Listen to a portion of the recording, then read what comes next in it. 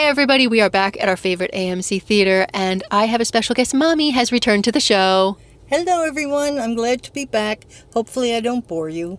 So we are here to see Disclosure Day. Are you excited to see it? Actually, I can't be excited because I don't know anything about it except Spielberg, and I'm just glad to be out of the house. I had hoped she had seen the trailer. No. I gotta work on you. I Yes. gotta get you to watch more trailers. But we are going to go in there and we are going to see what we see, and we will see you on the other side.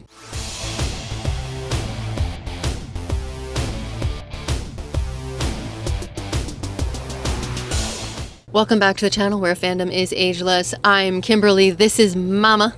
Hello. And we just got out of Disclosure Day, and it is a lot to process, this movie. A great deal, very seriously. So I don't really want to spoil anything, so this is going to be a complete spoiler-free review, but we are just going to jump right into the positives. And I do feel, and I have seen it said before, and you and I were just discussing it, Emily Blunt carries this film and deserves all the accolades across the board for her performance. She goes, I think, the whole gamut. I found her in the beginning, I'm looking at her and saying, who's this ditzy female? And she played it beautifully as a ditzy female, but you follow the progression and she runs the gamut. Whatever the film called for, she gave, and she gave it in spades. Yeah, her performance really even adds layers to the thinking, especially during later on in the film where more information comes to light. You see the recognition and you see the understanding and you see how it profoundly affects her without her saying anything. Exactly.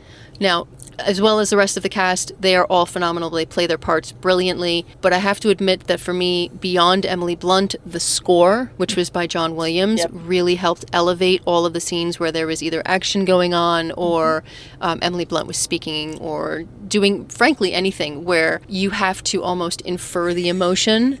Except for some action scenes where I'm very glad I did not wear my hearing aids. Yeah, no, she did complain. The movie theater was a tad bit loud. And you know, you're seeing the action and the score goes louder, as if you can't tell. But is that the score, or is that the volume in the theater? It's the volume of the score. It's the volume. All right, well, I'm going to say it's the volume of the theater. Okay, I don't know who to blame. And I'm going to go on to Steven Spielberg. Yes. As always, he just has a visual eye that I've been impressed with since I saw Jaws, and he terrified me to not want to go swimming, even though I'm now a scuba diver. He has a scalpel. You see these phenomenal images, and somehow they just work. And they go beyond what he's actually showing you. And it's a fascinating skill that he has. For me, one of the biggest things that I found he used is he will move the camera around this way, and you're seeing one scene, and then the camera pans completely around, and it's another scene.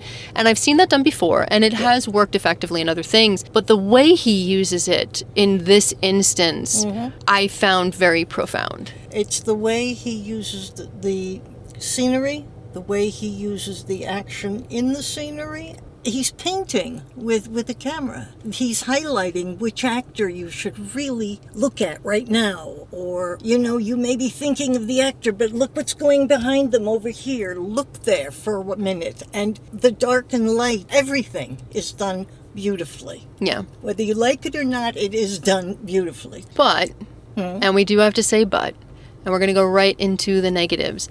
With that beautiful direction, I do think there could have been a shortening of sorts. The first act is a slow burn and slow build, and I do believe some of that could have been cut out. I do feel we could have kind of walked through that a little faster. You mentioned the word, you said it was almost telegraphed. I do feel the same. I feel like they telegraphed so much in the beginning, and it was almost, I don't want to say insulting, but do you ever get the feeling when you watch something and you're like, I want to figure it out as I go. I don't want to be almost like, here you go. I'm trying very hard not to do a spoiler. It is so hard not to spoil. Yes.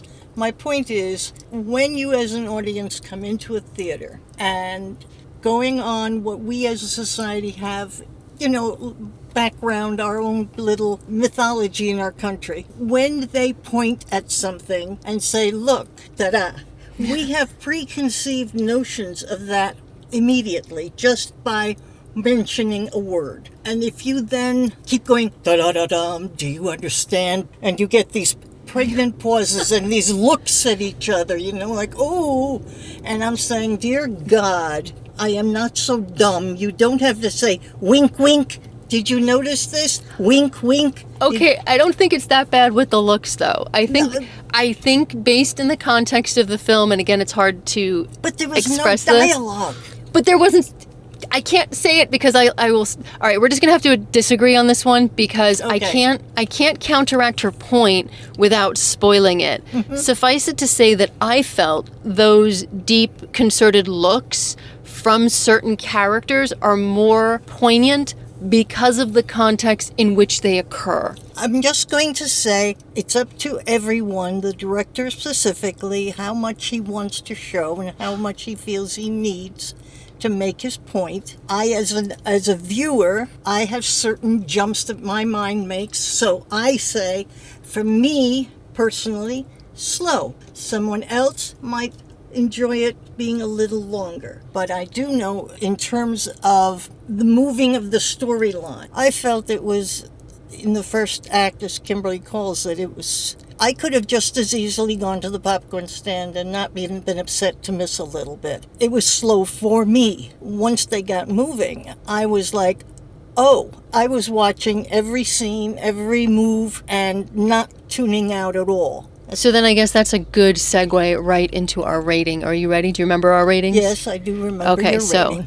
3, 2, 1, theater worthy. Yeah, theater worthy. It's theater. I really got to work with her on that one. I'm old. I don't learn well. Theater worthy. Yes, theater worthy. I do feel it is definitely theater worthy, especially for the visuals to see it on the big screen. Yes, there's a point to that, yes. I really do think this film makes you think about a lot of things beyond just what's on screen. I think it is deeper than I actually expected it to be. I really enjoyed myself, regardless of the fact that I do feel it could have been shorter.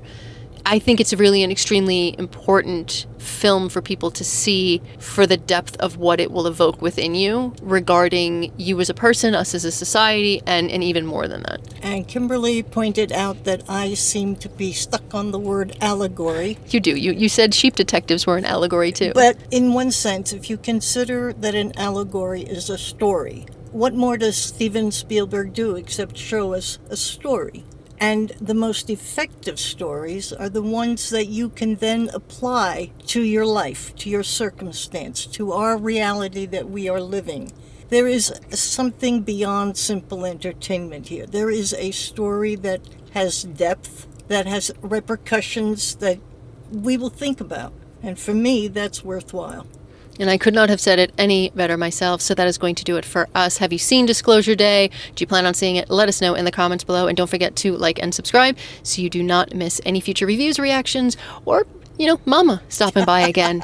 And until next time, stay safe, be kind, and remember, sometimes you just have to listen. You'll learn more with your ears open and your mouth shut. That was supposed to be the end of the episode, but Mama always gets the last word in. If I didn't love you...